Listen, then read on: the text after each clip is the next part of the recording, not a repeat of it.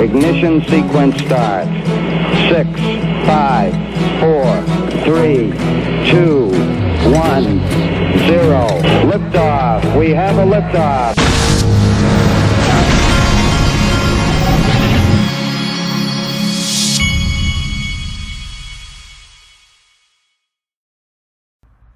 Hey everybody, this is the Digital Asset Investor, and I think if you haven't been around for the last few years, this video will be very interesting to you. I'm going to show you some things you may not have ever seen or realized. I think that we're watching our country, we're watching a lot of things exposed from this Twitter stuff that is opening a lot of people's eyes to just how corrupt our government is and has been. And I'm going to tie some things in just to throw them out there and let you see what it is. You can make your own mind up. Let's start here, though. This is Lynette Zhang and this guy talking about central banks and gold. Right. I mean, the bottom line is it's all garbage. Winners and losers are chosen. And if you want to be a winner, you need to get in the position that the guys that are planning on winning, hopefully they won't win, are doing. And we've got global central banks that have now been accumulating more gold than they ever have historically, just through the third quarter of this year. What do they know? They know it's time to get it on their balance sheet because Basel III has it as a high quality liquid asset. And it's going to be China and Russia coming out saying, we have a lot of gold, US prove yours. And whoever does, it's going to be a factor in, I think, the upcoming currency wars. And that leads me into maybe the step back to the 30,000 foot view there. Currency wars, gold, folks, the digital asset investor will be accumulating gold. I've accumulated gold in my Glen account. Link in the top of the description. I have my debit MasterCard attached to that account so I can spend my gold. I've literally bought a margarita with it. Link in the top of the description. Now, moving along. Tim Draper, once again, has on CNBC, Bitcoin will reach $250,000 next year despite FTX collapse. And then we have this. Charles Hoskinson, as you know, the other day, he keeps on wanting to put out videos to stir up people in XRP. I'm not really letting him stir me up too much, but I do want to point this out.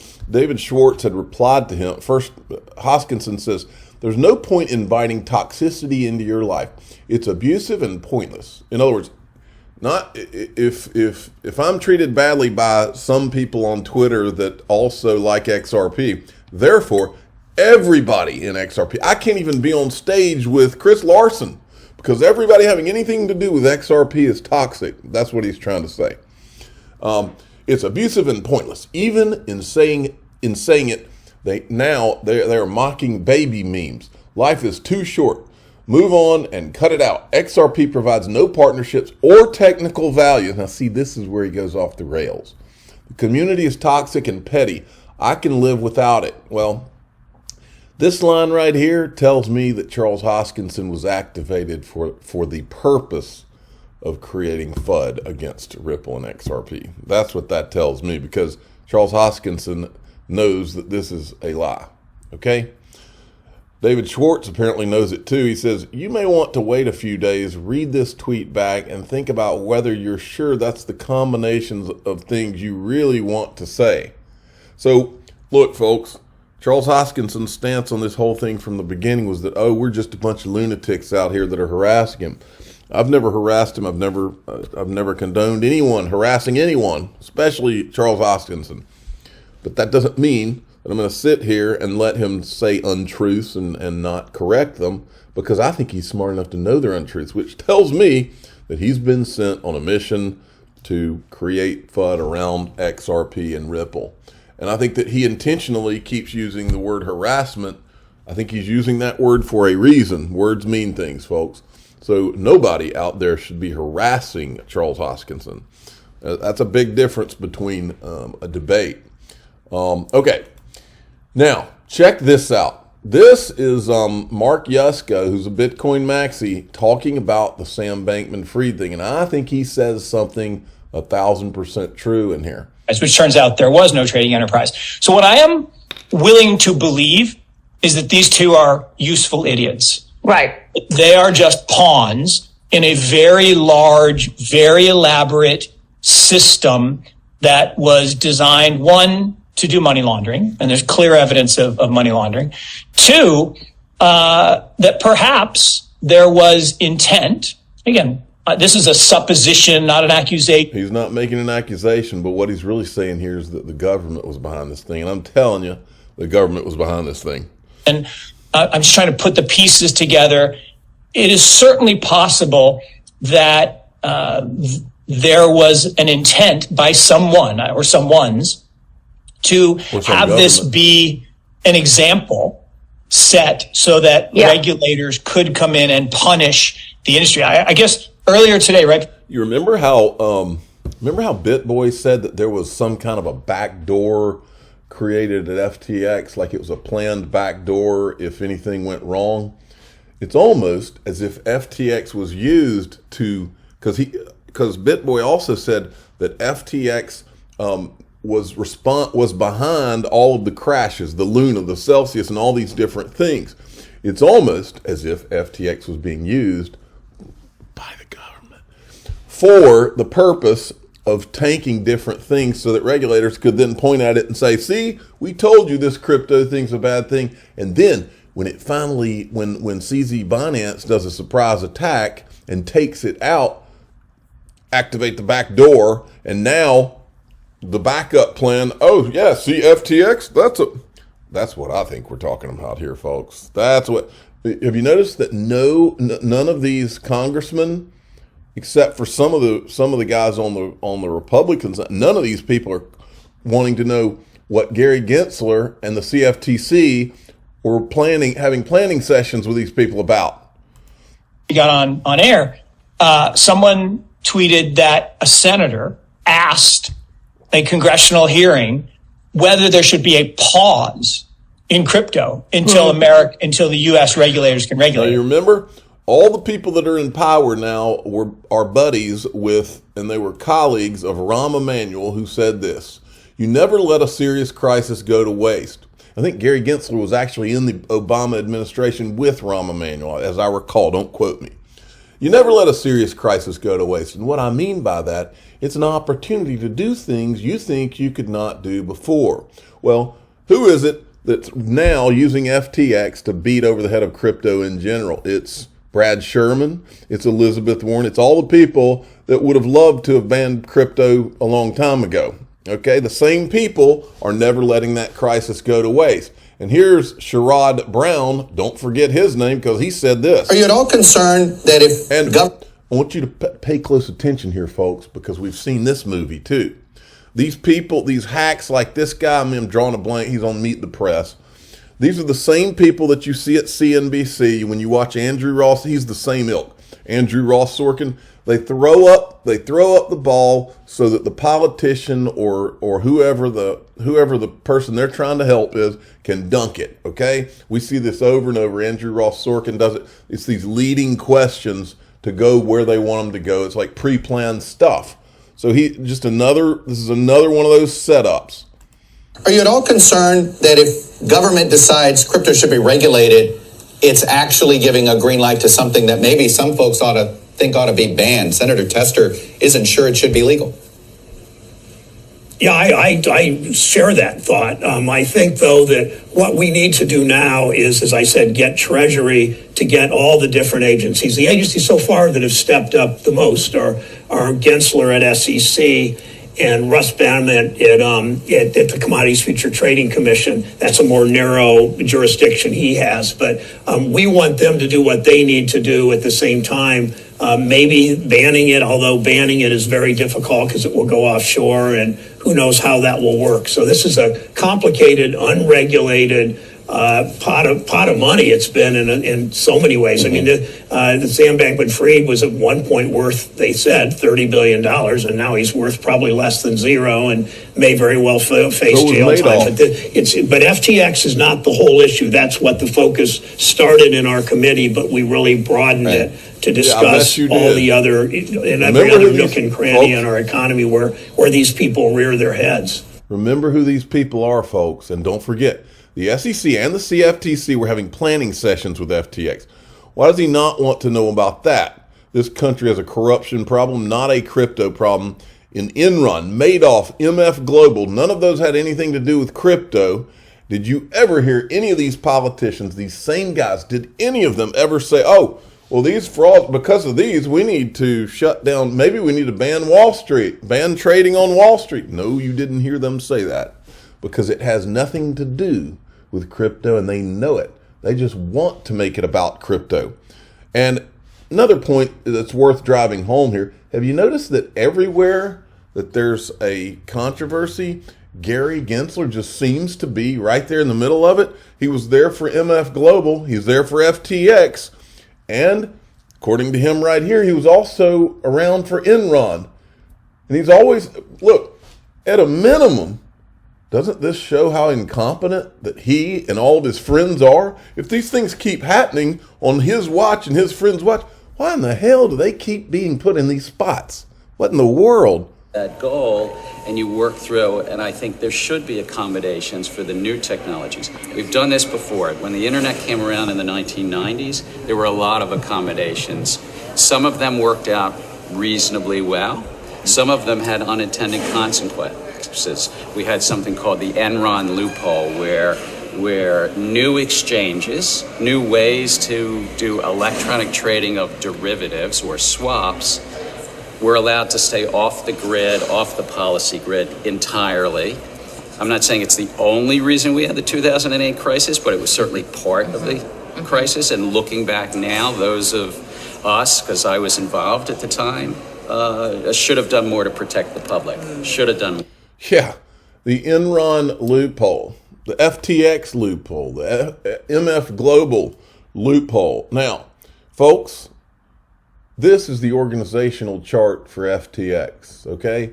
When I first saw this, and I keep showing it, when I first saw this, the first thing that pops in my mind is that Sam Bankman-Fried and that little girl from Alameda were not the masterminds behind this, folks. They're like patsies, okay?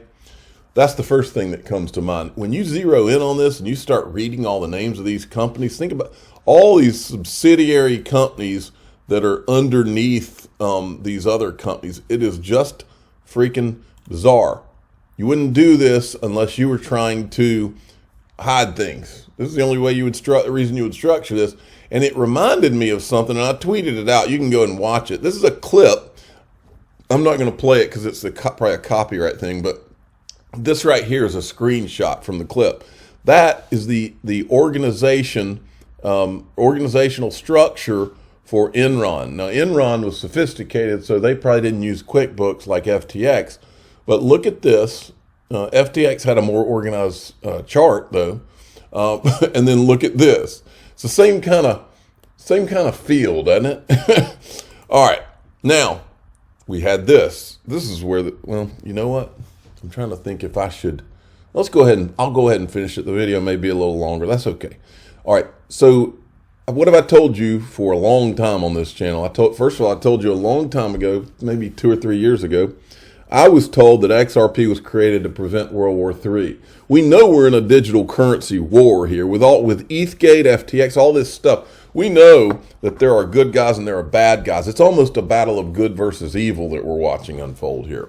Well, this is today. Breaking news. UAE will look to a world beyond OPEC. Now, yesterday, we see a picture pop up of Elon Musk. Now, what's Elon Musk been doing? He's been showing what all these corrupt people in our government were doing behind the scenes to censor people on Twitter. He's been uncovering this.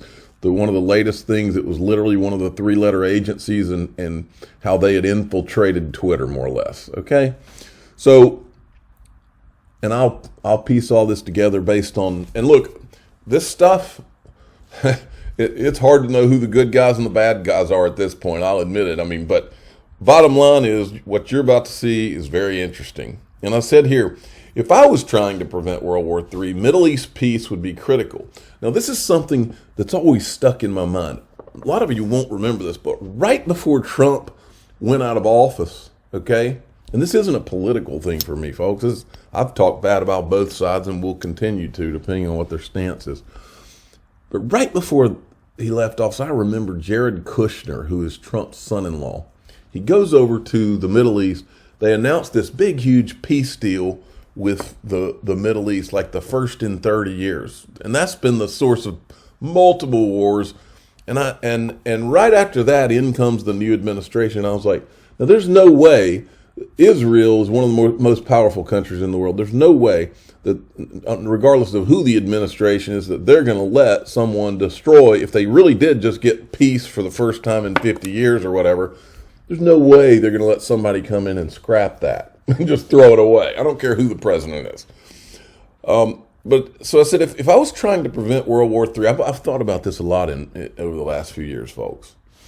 The first problem you have is the U.S. has squandered the U.S. has squandered the world reserve currency status. In other words, you can't ask the whole world to, oh yeah, we're going to be the world reserve currency, but we're just going to run up debts. We're going to abandon the gold standard. We're going to run up debts, and our dollar's going to be worthless. But at the same time, we're going to expect all of you to use it, and we're going to expect the Saudis and everybody over there to buy their oil, to sell the oil in U.S. dollars and all of that. That's just not reasonable. And eventually, countries are going to be pissed off, like Russia and China are now, and all these other countries. And they're going to start meeting together and say, how do we get the U.S. dollar out of this situation? That's just what's going to happen. So tie all that together. So along come digital currencies. Well, how do you prevent World War III? What's a compromise? Because nobody wants World War III, China, Russia, U.S., nobody. You got nukes and all that stuff. How do you prevent it? Well, along come a global world reserve digital currency, not a global world reserve digital currency. Well, it's a trustless system where you can have nodes all over the place. China could have tons of nodes. U.S. can have tons of nodes. They can have them underground. They can have them in their institutions. They can have them on satellites like Starlink, right? Along comes Elon Musk. He buys Twitter. Next thing we know, he's sitting with Jared Kushner, okay, with a lot of people that look like they're from the Middle East. Look at this. There's another shot. All right. Now, let me take you down memory lane here. That is a middle school Jared Kushner, and that is Benjamin Netanyahu. Probably, I think he's the current, didn't he win re-election? Isn't he the current prime minister? This is Jared Kushner and a guy named Ken Kurson, who was on the Ripple board. This guy was on Ripple's board, folks. He used to own the New York Observer, Ken Kurson did, and this was his best friend and right-hand man, okay? This is for you new people. Some of you may not remember this. Well, he was on the Ripple board, okay? This is Trump, I believe, when they did that peace thing, right when they went out, okay? And I always remember saying, now there's no way that Netanyahu just did a peace deal, first time thing they've had in 50 years, and then just, oh, okay, we got a new administration coming in, so this is done. I just don't, and maybe I'm wrong, but, and then I remember showing these. Here's Ken Kurson with Steve Mnuchin, he was under Trump too. All right, let's keep going. Remember this shot? That's Christine Lagarde, who's been in the same room with Brad Garlinghouse, who's there with Jared Kushner, okay? But to me, the most interesting picture is this, because it shows, and you can look it up, Jared Kushner's family was friends with Netanyahu. They were donors to him when Jared Kushner was a kid, okay? Then we have, here's this picture again, okay? Now, let's look at this a little closer. Ripple's board member assisted President Trump. It's talking about that Ken Kurson I just showed you. And then furthermore, it's well known that Trump and Kurson are actually friends apart from the works they've done together, which is actually the reason many people are now considering that this can be very beneficial through Ripple towards path of adoption and struggle with Securities and Exchange Commission Department. Okay? And then there's the thing where they welcomed him to the board. There's him with Jared Kushner. Now, and then here he is standing in front of the White House. Now, it's important that you understand, and this might blow some of your minds if you weren't around, but back when all the whole mess with with the election and all the different stuff came up, the I don't say three-letter agencies on it, but the, you know, that one that starts with an F. And they, he got in trouble somehow with some domestic dispute or whatever, okay? And so he stepped down from Ripple's board. 2 months later is when Jay Clayton drops the lawsuit on Ripple as the Trump administration goes out, okay? This is Ken Curson from Bull Stephen Dieppe. This is Ken Curson, and I don't remember what the date of this was, but listen to what he says. Sometimes people say to me, oh, I guess you had to support Donald Trump because you worked for Jared Kushner. And that's totally wrong. That's the opposite. I had gone to see Trump in 2011 to try to get him to run for the presidency in 2012. I knew it was going to be Mitt Romney unless somebody awesome ran. I couldn't stand Mitt Romney, still can't. And I thought Obama was a disaster as a president, and that someone stronger than Romney needed to run against him. So I had a meeting at Trump Tower with Donald Trump in 2011. That's 2 years before I worked at the Observer.